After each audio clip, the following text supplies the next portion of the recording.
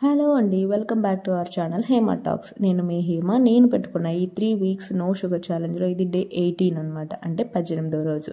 నేనైతే చక్కగా 2 weeks complete చేసేసుకుని 3వ వారంలోకి వచ్చేసాను. ఇంకా జస్ట్ కొన్ని డేసే ఉన్నాయి.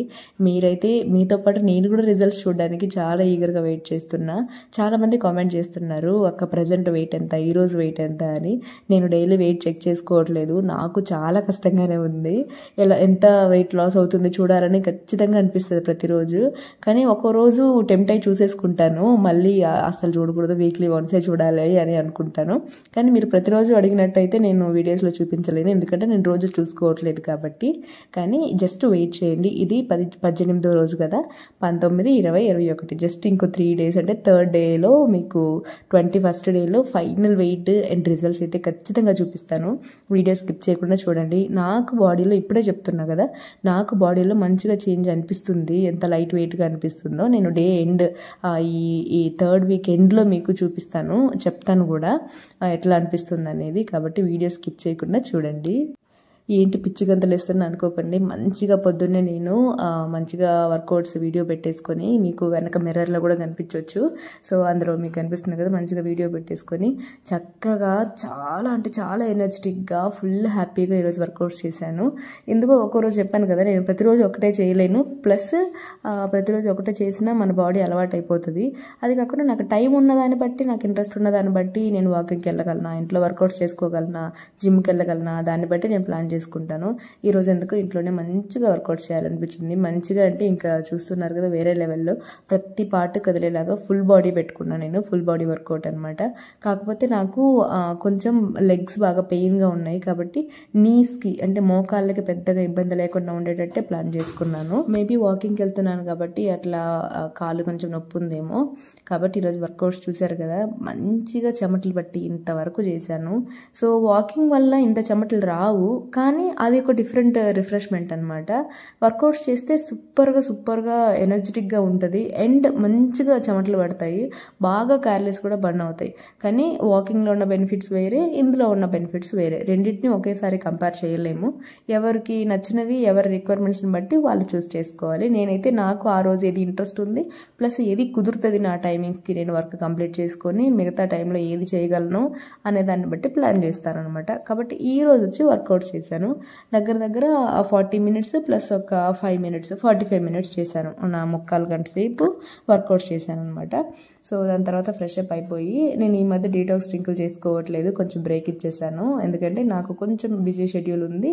ఆ షెడ్యూల్లో నేను మళ్ళీ ఇవన్నీ పెట్టుకోవడం నాకు ఇష్టం లేదు. ఏవో సింపుల్గానే పెట్టుకుందామని. ఈ నో షుగర్ ఛాలెంజ్ అయితే ఎఫర్ట్లెస్గా అయిపోతుంది కదా, అంటే దానికోసం నేను స్పెసిఫిక్గా చేయాల్సింది ఏమీ ఉండదు కాబట్టి, అంటే ఇంకా పని తగ్గించే ఉంటుంది కానీ కావాల్సింది అంటే దానికోసం సపరేట్ టైం పెట్టి నేను చేసుకోవాల్సింది కాదు కాబట్టి నో షుగర్ ఛాలెంజ్ అని తీసుకున్నాను.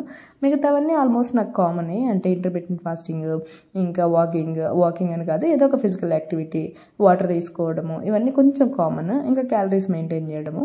సో కాబట్టి నేనైతే ఈ డీటాక్స్ డ్రింక్ తీసుకోవట్లా. డైరెక్ట్ పొద్దున వచ్చి 2 ఇడ్లీస్ విత్ సాంబార్ తీసేసుకున్నాను. తర్వాత మధ్యాహ్నంకి ఇంకా లంచ్ ప్రిపేర్ చేశాను. ఇది వచ్చేసి క్యారెట్, ఈసారి కొత్తగా ట్రై చేద్దామని చెప్పి. మామూలుగా నేను ఎప్పుడూ క్యారెట్ తాలింపు చేసేటప్పుడు గ్రౌండ్ నట్స్ పౌడర్ అది వేరుశనగ పప్పుల పొడి వేస్తాను అనమాట. మిరపకాయలు దంచిన ఆ పొడితో పాటు కలిపి అలా వేస్తాము. కానీ ఈసారి నాకు ఎక్కడో చూశాను అనుకుంటా, ఏదో ప్రసాదం కాదు, ఏదో హోటల్లోనో ఎక్కడో చూశాను. అయితే మంచిగా కొబ్బరి తురిమి వేసున్నారు. నాకు అది భలే అనిపించింది, టేస్ట్ మంచిగా ఉండింది. అందుకని చెప్పి ఈసారి కొబ్బరి వేసాను. అయితే మా ఇంట్లో వచ్చి ఎండు కొబ్బరి ఉందన్నమాట. అది వేయడం వల్ల బెనిఫిట్ ఏమైందంటే, నేను అసలు ఆయిలే వేయాల్సిన అవసరం లేకుండా ఆ కొబ్బరి మంచిగా ఆయిలీగా తయారైంది. కొంతసేపు అలా వేయిస్తూ ఉంటే టేస్ట్ అయితే సూపర్ వచ్చింది. కోకోనట్ ఆయిల్తో కుకింగ్ చేసుకుంటే ఇంత బాగుంటుందేమో అనిపించింది నాకు. మరి అది రెగ్యులర్గా అన్నిట్లో వాడితే ఎలా ఉంటుందో చూడాలి. అందుకని చెప్పి నేను ఇది తిన్న తర్వాత నాకు ఒక ఐడియా వచ్చింది. అసలు రెగ్యులర్ కుకింగ్ కూడా కోకోనట్ ఆయిల్తో చేసుకుంటే చాలా మంచిది అంటారు కదా. ప్రజెంట్ నేను వచ్చి గ్రౌండ్ నట్ ఆయిల్ వాడుతున్నాను. అయితే దాన్ని ఇంకా కొంచెం మంచిగా హెల్తీగా మార్చుకోవడానికి కోకోనట్ ఆయిల్ అయితే బాగుంటుందేమో అనిపించింది నాకు. ఈ క్యారెట్ తాలింపు తిన్న తర్వాత స్పెసిఫిక్గా అనిపించింది. ఎందుకంటే చెప్పాను కదా, ఎండు కొబ్బరి వేయడం వల్ల అది ఇంకా అంటే ఆల్రెడీ బాగా ఎండిపోయి కొంచెం ఆయిలీ నేచర్కి వచ్చి ఉంటుంది కదా, కాబట్టి నాకు ఈజీగా అందులో నుంచి ఆయిల్ సపరేట్ అయ్యింది కొంతసేపు వేడి తగిలి దాన్ని కొంచెం వేయిస్తూ ఉన్నప్పుడు.